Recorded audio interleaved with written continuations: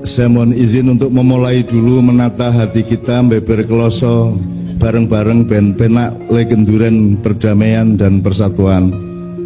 Anak-anak saya semua alhamdulillah sing aku iso ndelok karo sing ora ketok. Muga-muga sing ketok iki ganjarane akeh. Sing ning mburi-mburi aku ora iso ndelok ganjarane luwih akeh. Amin ya rabbal alamin. Ganjaran itu artinya hidup menjadi lebih mudah. Bukan bebannya berkurang, tetapi kekuatan kita yang ditambah oleh Allah untuk menanggung beban itu. Karena hidup di dunia ini sistem nilainya dan ekosistem nilainya itu tidak sama dengan nanti di surga. Di surga nanti sampean batin apa wae kelakon ning kene nek ana wong loro batin barang sing padha njero sing entuk sijine kan mangkel kan gitu. Jadi di dunia ini kita pasti bertemu dengan potensi konflik. Surga seseorang bisa menjadi neraka bagi orang lain. Saya dulu secara ajaib bisa menikahi Mbak Novia itu yang sakit hati banyak sekali. Tapi resikonya juga saya digoblok-goblokan. Mbak Via digoblok-goblokan orang-orang kok gelem-geleme kuwi. Artis ayu kaya ngono, terkenal kok gelem untuk seniman ra cetha uripe kan gitu kan.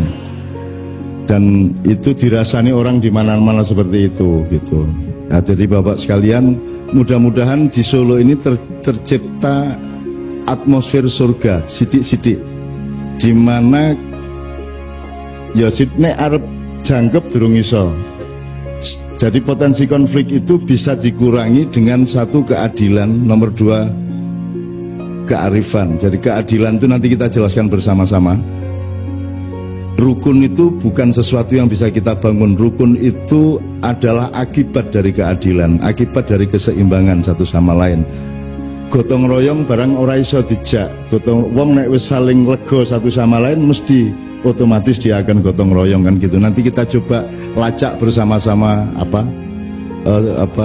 kronologi ilmunya dikit-dikit saiso-isone.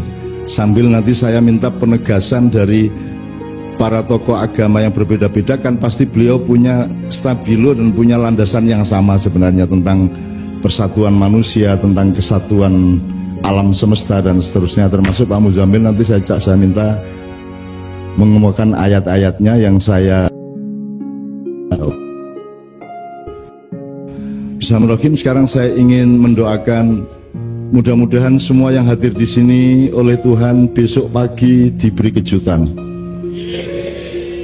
Diberi kejutan berupa sesuatu yang semula belum begitu yakin menjadi lebih yakin. Proyek yang belum jelas besok pagi jelas. Pekerjaan yang selama ini kurang berkah besok mulai berkah gitu ya.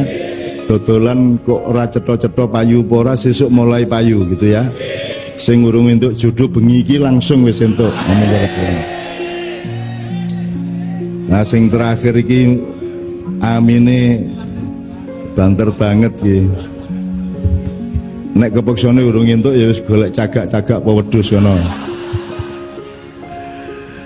Oke, bismillah, saya mendoakan Bapak-bapak, sahabat-sahabat saya dari berbagai macam agama di dalam Islam itu ada tradisi namanya sholawat.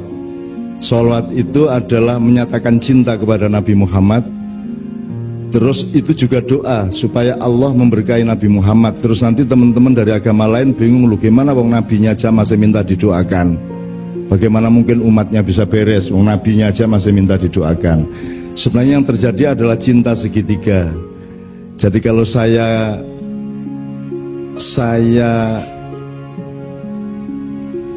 minta kepada Tuhan sesuatu, terus Tuhan tahu bahwa saya tidak mencintai kekasihnya Tuhan, maka dia ogah-ogahan mengabulkan permintaan saya. Nah, saya menyatakan cinta kepada Nabi Muhammad, Anda semua, itu supaya Tuhan tidak tega untuk tidak mengabulkan. Jadi ini hubungan cinta segitiga, Allah, Muhammad sama Anda. Jadi mohon izin saya kasih satu selawat dulu. Untuk selawat dari Islam ini tidak bermuara dan tidak tidak berhulu maupun hilir kekuasaan, Pak, tetapi rahmatan lil alamin. Jadi menjadi rahmat bagi semuanya. Makanya ucapannya kan ada dari swastiastu, ada salam sejahtera, ada shalom. Nah, kalau dalam Islam kan assalamualaikum. Jadi kalau saya bilang assalamualaikum berarti saya menjamin Anda selamat. Saya tidak akan menindas Anda, saya tidak akan ngonek-ngonek ke Anda, saya tidak akan membuat Anda tidak aman apapun saja. Harta Anda aman, tidak saya curi. Martabat Anda aman, tidak saya rendahkan. Dan nyawa Anda aman, tidak akan saya bunuh. Itulah assalamualaikum, kan begitu. Nanti amannya apa nanti kita terangkan dengan Jawa lah. Sandang, pangan, papan, itu harus aman. Nah, sandang nanti kita jelaskan bersama-sama bahwa itu bukan hanya urusan pakaian karo badokan gitu ya. Itu urusannya sangat luas. Saya ngomong badokan kok Anda menjadi meriah ya. Jadi katanya tak oke yo sing kata-kata ngono kuwi ya. Begitu saya sebut yang begitu-begitu tuh langsung gembiranya ndak karu-karuan ya, Pak. Nek sing tak sebut halus-halus ki ming adem-adem wae. Jadi ketoke ya pancen derajatmu lah ya. Beliau ini kan dahar, ya toh, beliau ini dahar, saya nedo lah gitu ya. Gue sini ngarep-ngarep iki ya mangan, nah sini rada mburi kan wis mbadok. Mburi meneh nyekek, apa meneh ngelontor, apa meneh njeglak, nguntal gitu. Madura pasti punya bahasa kasarnya apa, Pak? Abaduk. Masih nabu baduk ya, nabu baduk ya.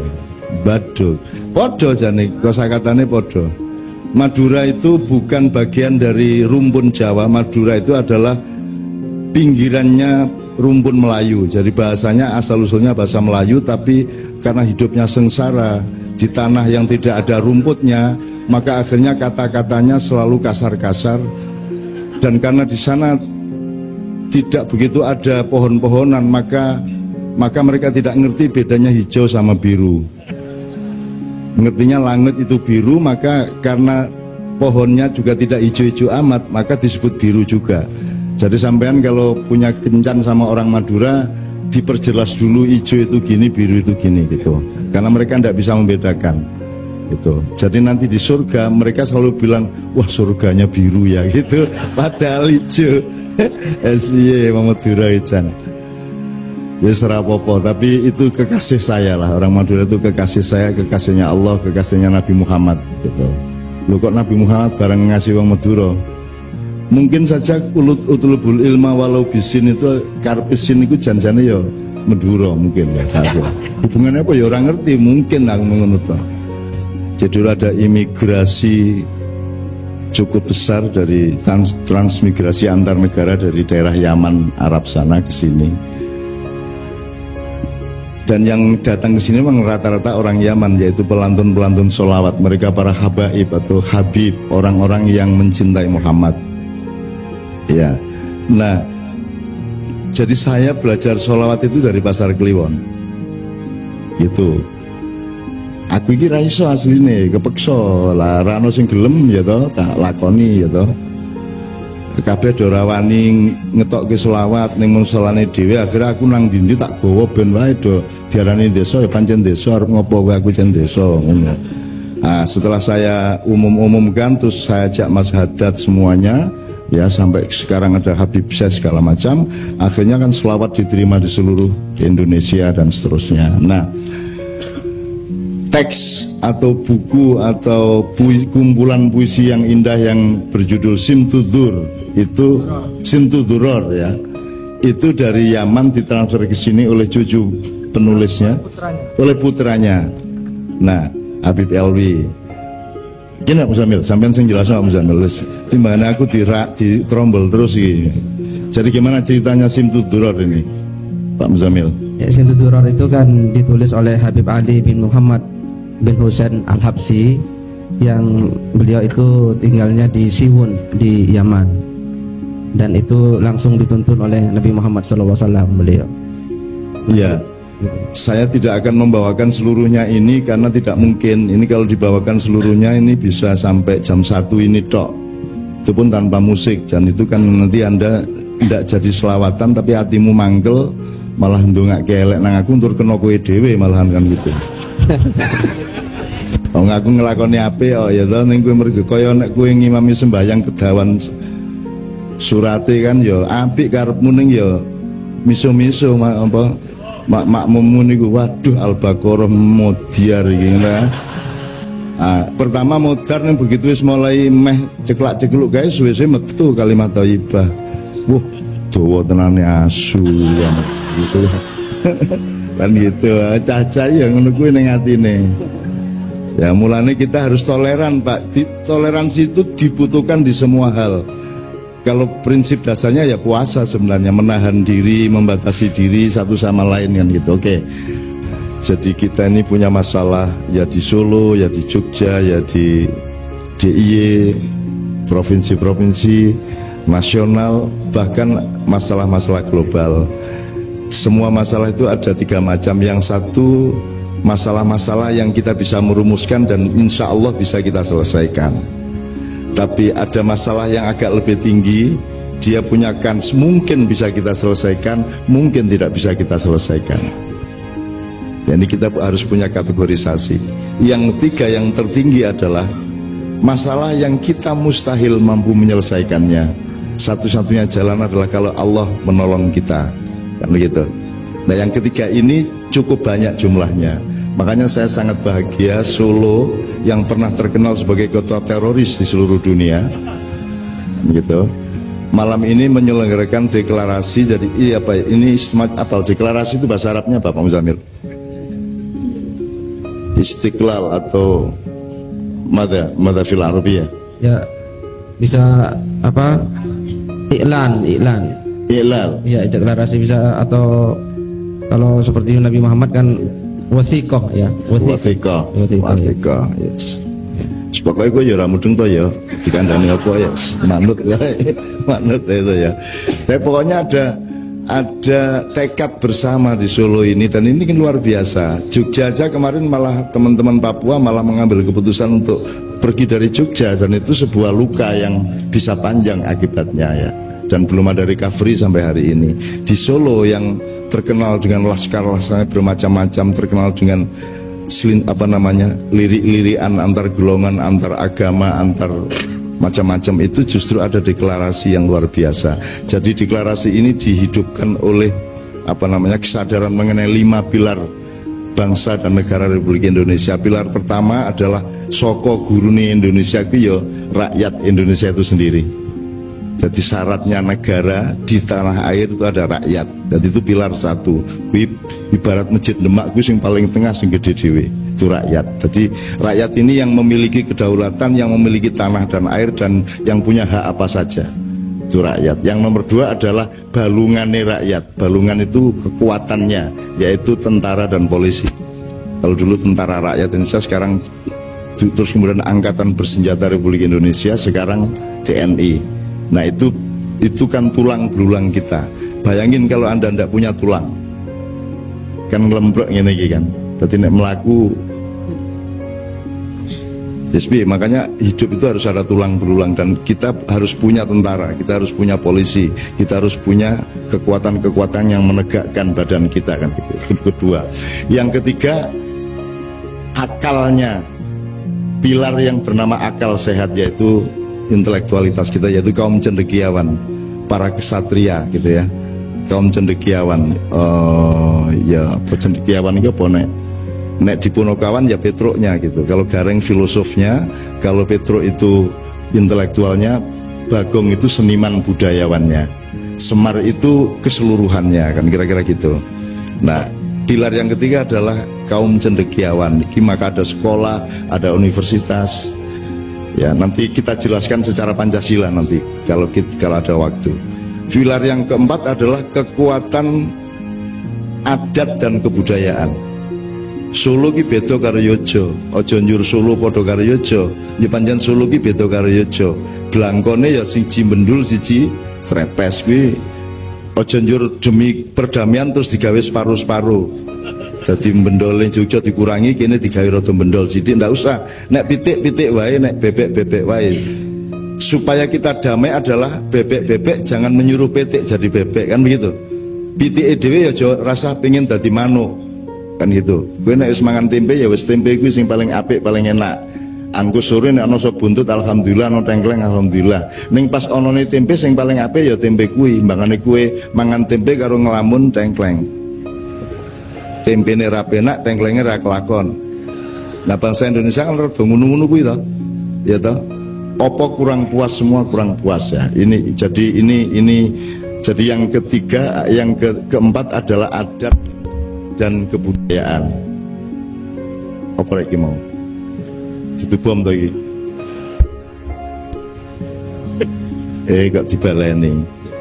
Iki mesti ana dulur-dulur saka alam yang lain ya, serah apa-apa. Berarti mereka ingin disapa. Ya, assalamualaikum, ya, assalamualaikum. Ya.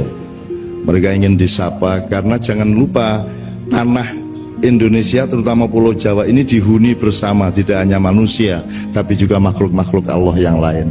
Bahkan ketika dulu manusia akan dibikin tapelnya, tapel itu arcanya, arcone, itu tanah liatnya diambil nek orang yang Karanganyar neng Sragen, aku lali persisnya.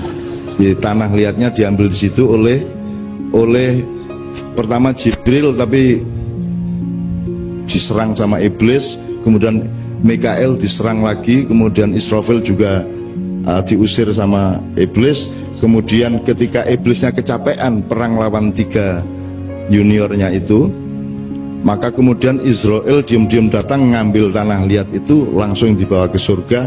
Di situ kemudian dia bikin manusia Adam. Maka karena Israel yang bikin sampean, yang bikin patung sampean itu, maka dia yang punya hak untuk ngambil nyawa sampean. Nah, jadi saya kira Anda boleh sekali-sekali lupa Jibril, Mikael, tapi nek karo Israel kudu apik-apik kowe ya. Mbakane kowe engko ana keputusan mendadak di reshuffle kowe engko. Ya ta? Di reshuffle kowe. Itu apa meneh reshuffle ra nggo alasan kok diganti ngopo ora ana alasane. Wis pokoke piye carane PAN iso entuk akeh kan itu. Muhammadiyah iso entuk akeh itu mergo NU wis beres kan gitu. Dan seterusnya lah, aku rasa ngomong politik ya. Nanti daripada Anda seneng gitu. Oke, itu pilar keempat, adat dan kebudayaan. Pilar kelima adalah adat dan kebudayaan termasuk keraton ini. Ini kekuatan kita dan kita belum punya bentuk negara yang tepat sekarang ini. Kita ini negara republik tidak menghormati orang tua kita. Kita tidak bisa menempatkan keraton Solo ditaruh di mana, keraton Jogja itu letaknya di mana dalam proses kesadaran bernegara kita kan gitu. Sementara semua negara Eropa itu pakai kerajaannya. Ya Inggris, Denmark, Spanyol, semuanya kerajaan dipakai, kita enggak. Kini republik pure, orang nganggo ngurmati apa jenenge leluhur gitu. Nah, suatu hari kita akan rubah semua itu. Bismillahirrahmanirrahim gitu ya. Mbuh sapa sing nglakoni aku ora ngerti. Sebagai suatu hari akan ada perubahan atas pertolongan Tuhan supaya cetha keseimbangan Indonesia itu terus mbiyen iki. Indonesia iki dudu barang anyar. Indonesia iki barang sing terus biyen-biyen kae dinek yang dulu itu. Dari konstitusinya, filosofinya sampai formula kenegaraannya dan seterusnya. Nah, itu yang keempat. Yang kelima adalah agama dan spiritualitas. Malam ini sebenarnya acara persatuan Solo, kerukunan Solo, tapi kita memakai bungkus keagamaan juga. Wong dari awal wis assalamualaikum kita awal mau. Kalau sing donga ya wong Islam, jadi jenenge sing donga wong Islam ya mesti apa meneh wong Madura pisan bahasa Arabe apik banget kae. Gitu ya. Tadi ya Bapak ya. Iya, bahasa Arab wong Madura luwih apik mbangane raja Arab kok piye. Oh tenan kuwi asli kuwi. Raja Arab itu kalau bahasa Arab beneran fuskah itu kleru-kleru. Nek wong Madura ki apal setiap kata, wong bendino maklari Hajar Aswad kok mubeng ning. Dadi wah bahasa Arab iki cantas banget kae gitu. Madura iki kendel. Ning Ka'bah wene wani dagang coba. Wani maklaran. Ki nek wong liya kan ra wani nek mafia migas ngene kan wanine ya ning Jakarta. Nek wong Madura ning ngarepe Ka'bah wani maklaran. Terus kamu kok berani maklaran di sini gitu kan. Ono misalnya Nabi Muhammad ngutus wong gitu, terus dia jawab Madura, loh semua umat Islam merindukan untuk mencium yang engkau cium wahai Rasulullah. Engkau dulu mencium Hajar Aswad, dan semua umat Islam yang datang ke Mekah ingin mencium Hajar Aswad. Aku ini hanya berusaha memudahkan mereka semua ya Muhammad. Bahwa mereka kemudian ngasih saya uang itu karena mereka akhlaknya tinggi. Itu wis dialognya wis khatam, tapi wis akhirnya tidak ada masalah, wis beres itu. Nah yang kelima ini yang kita tidak pernah terlalu memikirkan. Kudune piye to keraton iki diteruske apa ora? Posisine piye jane? Nek keraton wis ora ana tenan njur kok buang tenan ki eman apa ora? Apa yang bisa kita warisi dari keraton? Gitu loh. Dulu ada transformasi dari Mojopahit ke Demak, dan yang transformasinya bukan hanya bedol negara tapi juga perubahan-perubahan konstitusi dan dasar-dasar nilainya. Dulu Hindu-Buddha kemudian ganti Islam pada abad ke-16 itu. Ada transformasi sampai hari ini Keraton Solo, Keraton Jogja juga terikat pada konstitusi Mataram Islam kan itu. Jogja juga tetap terikat Mataram Islam, jadi mau apa saja tetap terikat di dalam konstitusi itu. Nah, teman-teman sekalian, mudah-mudahan deklarasi kita di Solo ini dengan kesadaran dan diikuti oleh studi-studi, penelitian-penelitian dan perumusan-perumusan. Sing arep bersatu ki sapa wae, nek ora cetha piye iki nggo. Kan nek arep gawe gaduh-gaduh kudu cetha kubise. Kubise kudu kubis. Kecambahe kudu kecambah nggih mboten napa melih. Kentange kudu kentang, aja njur kentang-kentangan. Aja kecambah, aja toge-togean. Karena sekarang ini kan tidak penting ayam bener apa tidak, yang penting rasa ayam sekarang. Gitu mboten. Yang penting rasa ayam. Gitu. Nggak penting mengamalkan Quran atau tidak, yang penting apal. Kan gitu kan. Kan begitu sekarang yang terjadi. Jadi Islam ini diterapkan juga, saya kira agama-agama lain pandek pada level simbolik kultural gitu. Jadi terlalu mengandalkan sing tok moto, kasat moto gitu. Jadi sing penting ki kupluan kaya Pak Muzamil, kaya Cak Nun gawe. Syukur-syukur baduke ireng kan gitu. Anak baduke kurang ireng berarti sembayangi kurang suwe kan gitu. Terus ora ana watune ki ning klosone kan gitu. Gitu. Jadi Rasulullah berjanji besok-besok kalian akan bercengkerama dan bersenda gurau dalam kenikmatan Allah di telaga Haud, gitu kan. Terus sebagian umat bertanya kepada Nabi Muhammad, ya Rasulullah, bagaimana engkau tahu itu umatmu atau bukan? Terus ada kalimat jawaban, simahum fi wujihim min athari sujud. Ada tanda di wajahnya yang menunjukkan bahwa dia itu rajin bersujud, kira-kira gitu ya. Nah supaya ketorong kena ketemu Nabi Muhammad, kene piye carane ireng. Begitu Nabi Muhammad langsung ini. Nah, nek perlu nggawa ana handphone dikai anu kae selfie ngene kae njur sinare nyinare niki lho, ireng lho iki, ireng lho. Umat jenengan lho kula niki gitu. Gitu. Oke. Jadi 5 pilar itu mudah-mudahan menjadi kesadaran, dan itu harus kita cari. Saya kira ada banyak yang harus kita benahi di negara kita ini Bapak-bapak, termasuk hubungan antar agama. Karena tidak ada kok orang bertengkar karena agama, itu aslinya tidak ada. Tidak ada mergo kowe Kristen aku Islam ya ora dikerengan ya ora ono jane. Mergo kowe wong Solo aku wong Yogyakarta kerengan ya ora ono kejaba bal-balan. Nek bal-balan ora peduli menang kalah, sing penting kerengane kan gitu kan. Itu kan Bu Brojo Musti mbok nek apa jenenge? Pak Sopati mbok apa nek bal-balan tuh memang itu makhluk asing lah, makhluk aneh lah. Wani numpak dhuwure sepur wong 200 dhuwur gerbong wani kok. Kuwi kan malaikat kowe dol metoko lho iki piye to iki menungso ya. Tur ora njur gocekan tegang kae ora njur cekelan di pinggir gerbong ya ndak ya ming mencingkirang kae karo ngerokok kaya ora ana apa-apa kae. Ini betul-betul makhluk luar biasa di Pulau Jawa ini, luar biasa. Terutama yang sepak bola itu. Dari situ teman-teman sekalian, saya akan pelan-pelan. Sebenarnya saya mengambil judul malam hari ini itu keseimbangan. Jadi hidup itu keseimbangan. nek filsafati keadilan. Jadi bentrok itu tidak karena kamu Islam saya Kristen, tidak karena kamu orang Solo saya orang Yojo, tidak karena kamu cerek ijo tok orang yang mergo kuwi. Asline awake dhewe iki bentrok iki mergo ana sing ora jujur. Nggih mboten? Ana sing ora adil, ana sing geragas, ngoten gitu. Ana sing memanipulasi, ana sing nyolongan gitu loh kan. Ana sing menikam dari belakang, ada yang curang gitu-gitu itu. Jadi sebenarnya ada yang merusak keseimbangan di antara manusia. Maksud saya keseimbangan itu gini loh. Misalnya kita ngomong sandang, pangan, papan. Sandang itu jangan dipikir cuma baju. Sandang itu kan lambang dari martabat hidup Anda. Kalau tidak percaya sederhana kok. Wis kono siji maju rene mudo. Wis kowe sing ilang apamu? Pakaianmu apa martabat uripmu? Martabat. Jadi sandang dalam filosofi Jawa itu maksudnya adalah eksistensi dan martabat kehidupan. Makanya dodot iro kumitir bedah ing pinggir. Nek ana wong wedok kaya ana misalnya pramugari kaya kan omahe adoh tukang jahit. Dadi wis jangkep kaine nganti nisor ning kene ora kumanan benang, ora dijahit. Dadi nek mlaku iki pupune sing nganti dhuwur ketok kae. Nek ana angin yo Sidratil Muntahane ya samar-samar ketok kae. Gitu. Nah, kalau ketemu mereka tolong Mbak saya punya mesin jahit di rumah tak jahitin gitu ya. Gimana ngomong apa kok tian kuno gimana?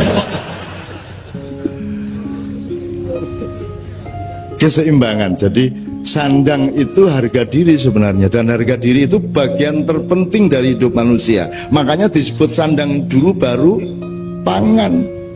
Mana yang lebih penting, makan atau berpakaian? Gue mangan beres ning mudo piye kowe ayo. Piye Edan to ya, makanya ning nek ming ora mangan tapi kowe duwe martabat kan ming melarat ning ngono tok.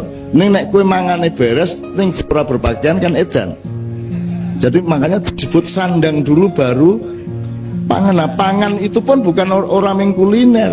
Selama ini kesadaran manusia kan kesadaran kuliner.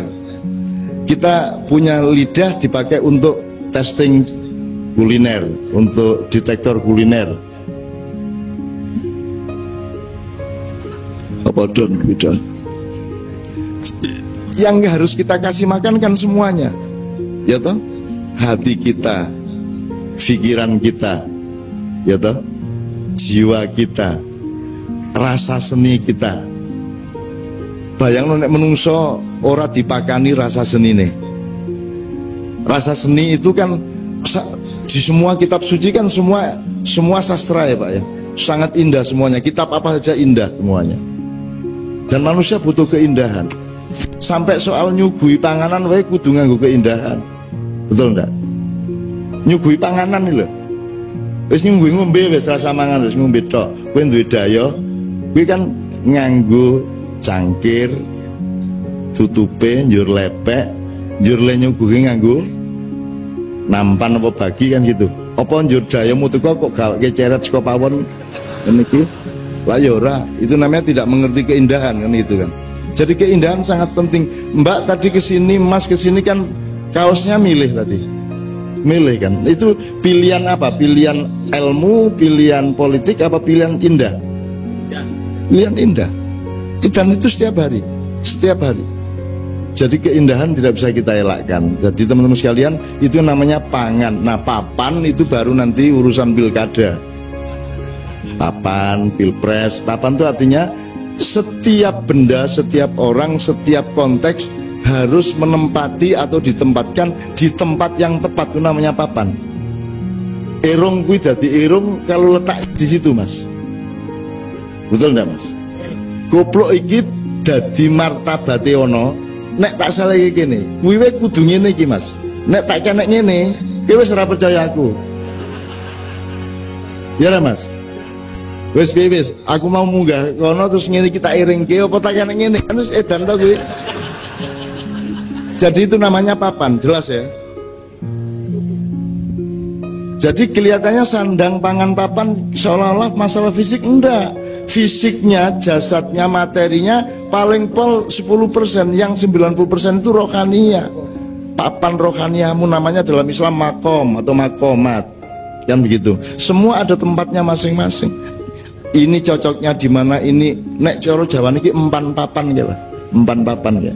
Atau bahasa modernnya proporsional. Itu kalau bahasa Arabnya apa Pak? Waktu syai'in fi mahallihi. Waktu syai'in fi mahallihi. Waktu syai'in fi Waktu syai'in fi mahallihi. Waktu syai'in fi mahallihi. Mahal itu tempat ya, wadah. Ya. Wadah, oke. Oke Pak Muzamil, saya langsung shortcut sedikit sebelum kita teruskan. Saya mohon nanti Bapak-Bapak, tapi sebelum itu saya akan kasih lagu dulu dari Mbak Novia, Mas Imam, dan lain-lain. Setelah itu kita ngobrol bareng. Saya tanya dulu, ini sampai jam berapa? Oke Pak, sampai tunggu apa? Ngiragas kabeh atau Pak? Kalau sing subuh barang gitu. Sebenarnya saya tidak tanya sampai jam, saya itu cuma mau ngecek sing duwe penggawean sing endi, sing nganggur sing ndi. Nah sing jawab subuh mesti ra duwe penggawean to, Bu. Kan gitu. Aku jawab kok acara nganti subuh mesti penganggur cacah iki kan gitu. Pak Muzamil, kemarin di Padang Bulan di Jombang, bulan kemarin kan kita menafsirkan beberapa ayat. Salah satunya adalah apa namanya gini. Pertanyaannya gini, apakah kalau orang berbuat baik itu untuk diterima Tuhan dia harus beragama Islam dulu apa tidak? Kemarin jawabannya tidak, karena ada dua ayat yang menyatakan tentang itu. Satu, firman Allah dalam Al-Quran, kuntum khaira ummatin ukhrijat linnas ta'muruna bil ma'ruf wa tanhauna 'anil munkar wa tu'minuna billah. Jadi Allah berfirman, kuntum khairu ummatin, kamu itu sebaik-baik umat, ta'muruna bil ma'ruf, satu, kamu memerintahkan kebaikan, wa tanhauna 'anil munkar, dan mencegah yang buruk, keburukan, kemungkaran. Tu'minuna billahnya ditaruh belakangan oleh Allah, dan kamu beriman kepada Allah. Berarti karena ditaruh nomor 3, orang berbuat baik tidak harus Islam dulu, gitu ya. Jadi perbuatan baik itu mandiri. Baik adalah baik. Iya, begitu. Apapun identitasnya, gitu ya. Sampai nulung wong ya nulung wong, ya baiknya terletak pada nulungnya itu, tidak pada identitas atau KTP-nya, gitu kan, gitu ya. Nek ini tidak berlaku Pak Muzamil, kue nek motormu kepleset jadi ditulung wong, kue takon sik, jenengan Muslim sampeyan mboten kok nulung kula. Wah mboten kula Kristen, nah rasa nulung kowe. Ora ana gunane kowe nulung aku ngono ya, kira-kira. Gitu. Utawa nek ana wong tiba njur kowe sing arep nulung, kowe takon sik, kowe Islam apa Kristen? Islam kula. NU apa Muhammadiyah? Kowe gak ISIS kowe ngono kae. Kowe nganti modar ra kok tolong nek kok tolong ngono. Engko NU sapa? NU Gus Dur apa NU Muhaimin? Kok ditamu kowe Gus Durian apa NU garis lurus apa NU pelengkang-pelengkung apa? Kowe Muhammadiyah Syafi'iyah apa Muhammadiyah Malikiyah? Nek Syafi'iyah orang ngerokok, mergo pas Syafi'i Marif ora tau ngerokok. Nek Muhammadiyah Malikiyah kuwi ngerokok terus mergo Pak Malik Fajar ora tau leran ngerokoke. Aku sing endi? Aku nek kowe takon ngono kuwi untuk menolong orang, kita sibuk dengan identitasnya, maka selak gegar otak wonge kan gitu. Oke. Ayat yang kedua apa Pak Muzamil? Ayat yang kedua dalam surat Al-Baqarah 62, A'udzubillahi minasyaitonirrajim, innalladzina amanu walladzina hadu wan nasara was-sabiina man amana billahi wal yaumil akhir wa amila sholihan falahum ajruhum inda rabbihim wala khaufun alaihim wala hum yahzanun. Gitu ya. Innalladzina amanu, sesungguhnya orang-orang yang beriman, walladzina hadu, dan orang-orang yang menganut agama Yahudi, wan nasara, dan orang-orang Nasrani, wasabiina, dan orang-orang sabiin. Orang sabiin itu yang tidak Islam, tidak Yahudi, dan tidak Nasrani, gitu ya. Jadi dalam tafsir disebut orang yang pokoknya percaya adanya Tuhan, gitu ya. Man amana billahi wal yaumil akhir, siapa yang beriman kepada Allah, baik Islam, Yahudi, Nasrani, dan Sabi'in. Barang siapa yang beriman kepada Allah wa amila sholihan, dan melakukan kebaikan, falahum ajruhum inda rabbihim, maka bagi mereka pahala mereka, wala khaufun alaihim walahum yahzanun, dan mereka tidak akan punya rasa takut dan punya rasa sedih dunia dan akhirat. Begitu. Jadi sangat jelas ya, teman beragama Kristen berbuat baik sama Allah, falahum ajruhum inda rabbihim, ya, sama Allah dikasih ajar itu ya reward ya, apa, penghargaan atau pahala atau ganjaran dan seterusnya. Bahkan jelas ini ayatnya, jelas. jadi sampean berbuat baik aja. Makanya setiap agama outputnya kan akhlak, sholatnya itu, ibadahnya itu alat, itu dapurnya kan gitu. Tapi warungnya itu akhlak yang baik tadi kan gitu. Kon dari kue aja sibuk neng dapur wae. Itu. Dapurnya tetap kudu resik, kudu apik, kudu tertib, tapi yang dilihat orang kan duduk pawon nih. Yang dilihat orang adalah warungnya kan begitu. Nah, warungnya kudu ada panganan yang sehat dan enak. Jadi mudah-mudahan ini memperkuat deklarasi pada malam hari ini. Gitu kan. Soalnya kan nanti kan orang kok, loh kok orang Islam kok berdamai sama Kristen bagaimana? Nah, Rasulullah tuh gimana kira-kira, Pak Muzamil? Nabi Muhammad itu punya pembantu masih anak-anak Yahudi, dan sampai akhir hayatnya Yahudi tidak dipaksa oleh Rasulullah untuk masuk Islam. Anak itu. Nek kepengin kaya Rasulullah golek pembantu Yahudi ya. Rasulullah kalau dia teladan toleransi atau tidak? Teladan toleransi, buktinya dia punya pembantu, dibiarkan tidak dipaksa, beliau tetap menjalankan Islam, pembantunya Yahudi, ya oleh Rasulullah dibiarkan saja. Sampai satu ketika, nah ini bukan karena dipaksa, anak ini sakit, pulang ke rumahnya dijenguk oleh Rasulullah SAW. Nah pada saat sakit itu Rasulullah datang, terus dia ingin masuk Islam atas kesadaran sendiri. Terus oleh Rasul dirembuk sama orang tuanya, gimana ini anakmu mau masuk Islam? Ternyata orang tuanya setuju. Orang tuanya bilang, ati Abul Qasim, taati, manutlah kamu kepada Abul Qasim. Nah, kesadaran sendiri, bukan karena dipaksa oleh Rasulullah. Jadi selama bertahun-tahun dia Yahudi dan tinggal serumah dengan Rasulullah. Ini kan mana ada toleransi seperti ini, gitu ya? Itu saya kira nggak ada seperti beliau. Kalau sekarang pakai konstitusi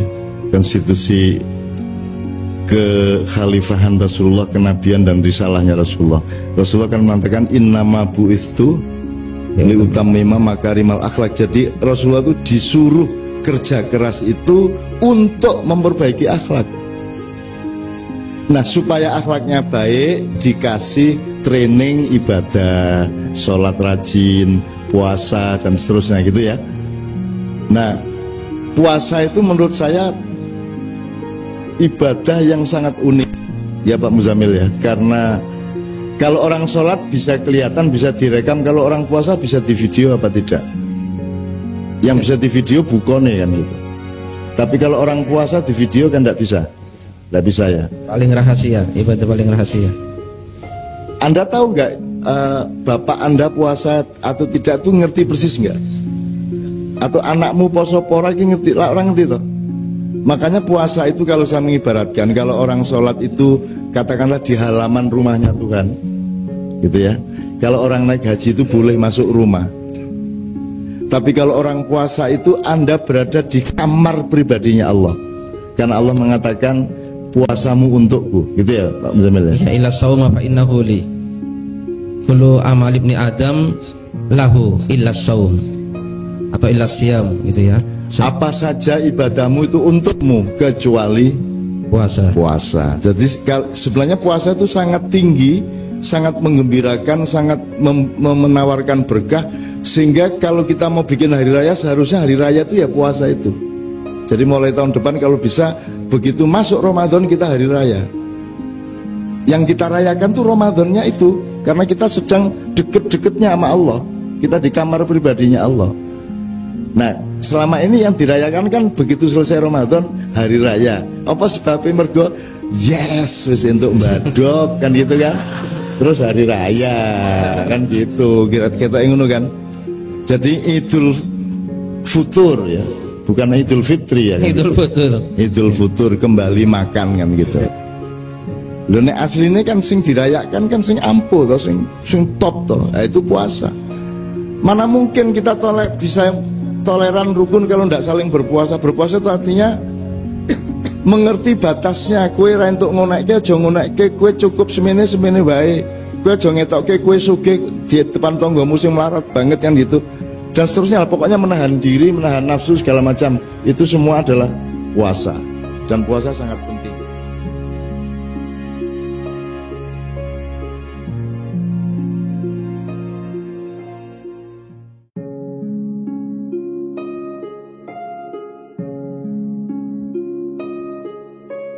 Assalamualaikum warahmatullahi wabarakatuh.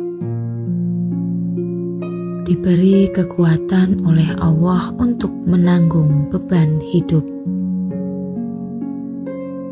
Intelektualitas, spiritualitas, mentalitas dan moralitas adalah fungsi-fungsi dalam sistem oleh kejiwaan dan perilaku.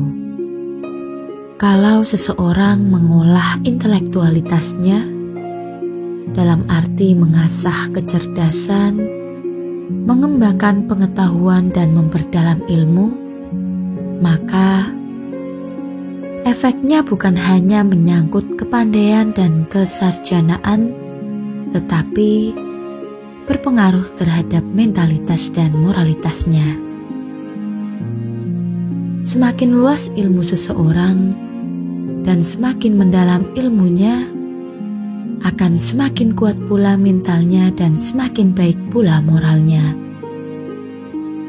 Kalau tidak demikian, maka ilmu dan pengetahuan serta cara mengolahnya kemungkinan besar tidak tepat metodenya, tidak benar kandungan nilainya, serta tidak relevan terhadap nilai-nilai baik dalam konsep tentang manusia dan kemanusiaan.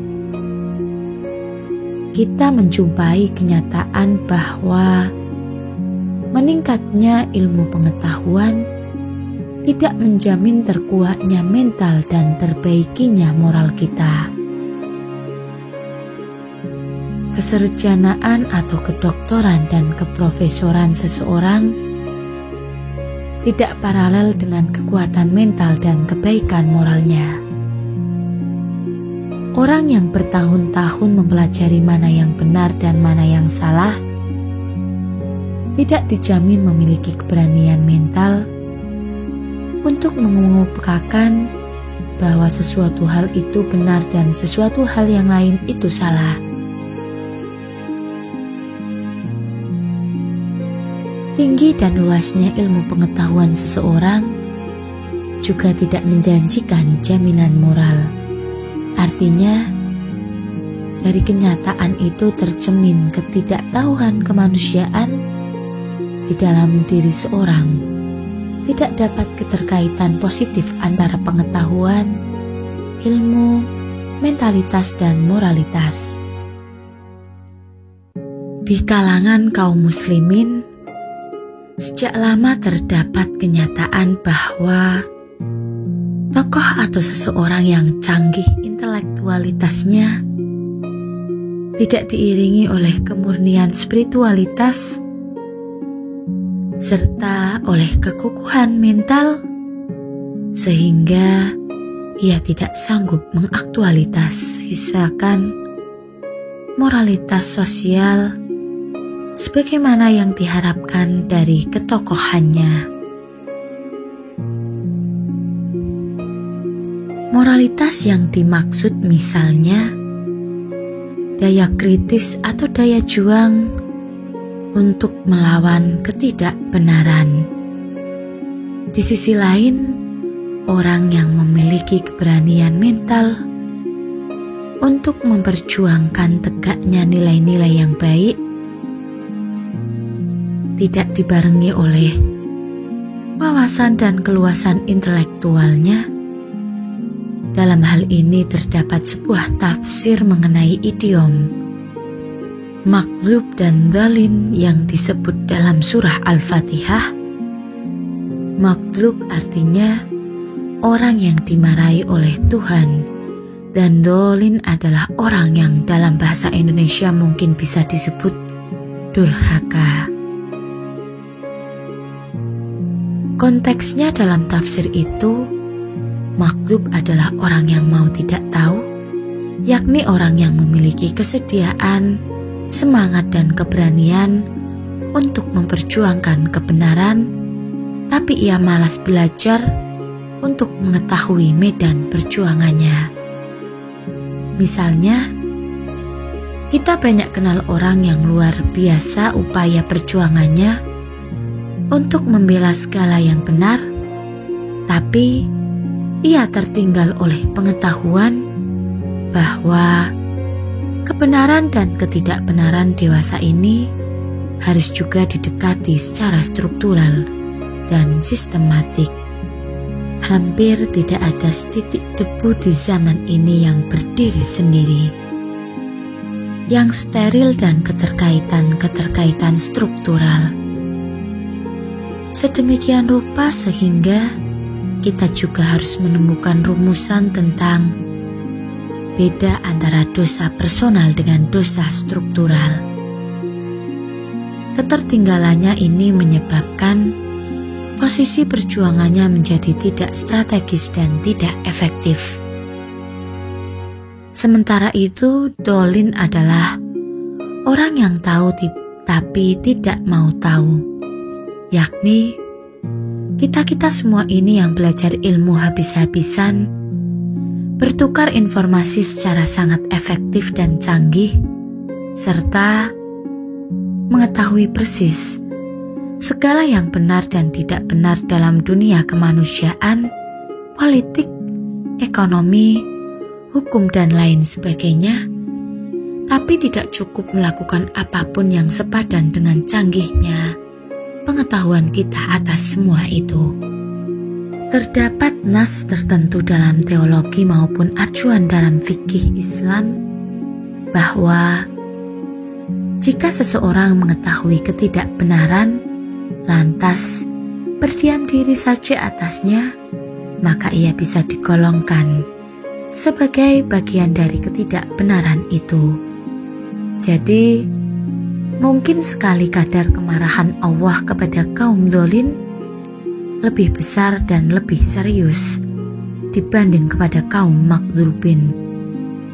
Meskipun demikian, Allah masih bermurah hati menghibur kita bahwa kediaman itu sekadar digolongkan sebagai iman yang terlemah, tapi tetap diakui sebagai suatu jenis iman. Tetapi sampai di sini, kita menjumpai betapa berbahayanya ilmu pengetahuan. Orang yang tidak tahu hanya menyandang dosa kemalasan yang membuatnya tak tahu.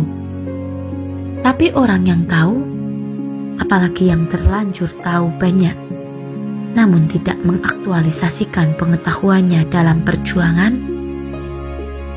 tampaknya logis untuk menanggung dosa sebanyak pengetahuannya yang tidak diamalkan.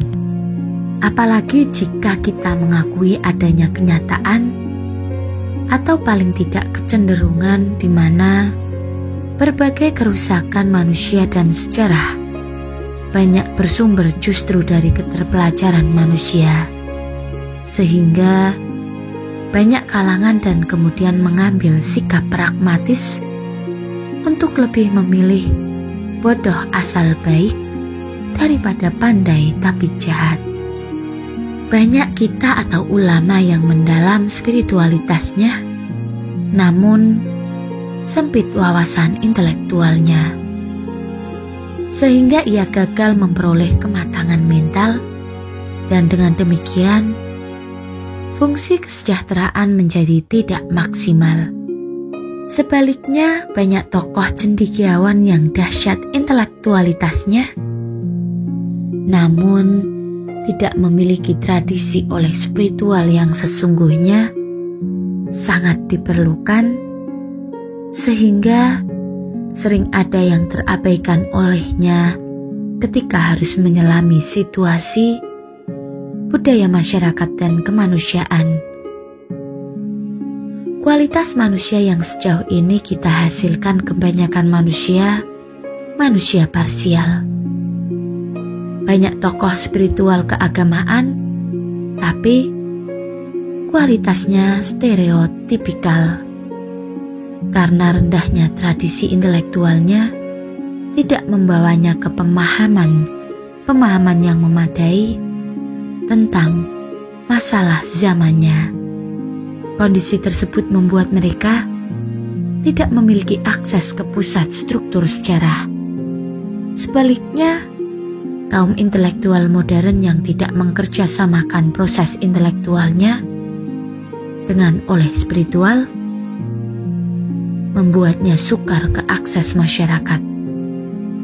Karena sesungguhnya umat dan masyarakat itu lebih karib untuk didekati dengan metode kultur yang muatan utamanya adalah spiritual. Puasa yang dilakukan dengan benar dan intensif dalam dimensi badaniah, spiritual, intelektual, dan mental menghasilkan kemenangan kepribadian. Idul Fitri disebut Hari Raya Kemenangan karena sudah 30 hari berjuang, manusia menemukan kemenangan atas dirinya sendiri. Melalui pendadaran ibadah puasa, manusia dibina untuk sanggup mempanglimai dirinya sendiri. Sanggup melakukan pilihan terbaik menurut pandangan Allah, baik dalam soal konsumsi hidup, karir, atau apapun. Akan tetapi, harus dipahami bahwa kemenangan personal pada seseorang atau sekelompok orang tidak menjamin bahwa ia juga sanggup menaklukkan kenyataan kolektif dan makro di mana ia terkurung. Kematangan pribadi seseorang yang diperolehnya dari disiplin puasa belum menjamin bahwa ia mampu mengatasi realitas-realitas struktural dalam sejarah yang dilibatinya. Seseorang yang sesudah sholat dan puasa berhasil menemukan kembali kebenaran dan kefitrian nilai di dalam dirinya akan harus siap babak belur dan kalah ketika kemudian ia masuk ke pasar sejarah, ke birokrasi kantor, ke sistem sosial di mana manusia saling mengikat satu sama lain dalam pola tatanan kolektif yang seringkali tidak sejalan dengan nilai internal dirinya. Di ujung setiap kegelisahan, orang kembali bertanya, untuk mengubah semua ini harus memulai dari sistemnya kah atau dari manusianya? Dan tampaknya tema itu merupakan isi kecemasan sejarah kontemporer kita. Seseorang bisa berjam-jam sujud ketika malam justru karena sebagai pimpinan di sebuah lembaga industri. Secara sistematik, ia tidak sanggup menghindarkan lembaganya itu dari keharusan ekonomi untuk memproduksi hal-hal yang destruktif terhadap kesehatan mental, jiwa, dan kebudayaan masyarakat. Sesungguhnya, kemenangan-kemenangan personal para hamba Allah pada Idul Fitri harus dicambuk oleh kesadaran tentang kekalahan-kekalahan struktural mereka di tengah sejarah, bukan terutama kekalahan suatu pihak oleh pihak lain, bukan kekalahan arus nilai oleh arus nilai yang lain, tetapi terutama kekalahan manusia itu sendiri oleh sistem destruktif yang mereka ciptakan sendiri. Sekian. Wassalamualaikum warahmatullahi wabarakatuh.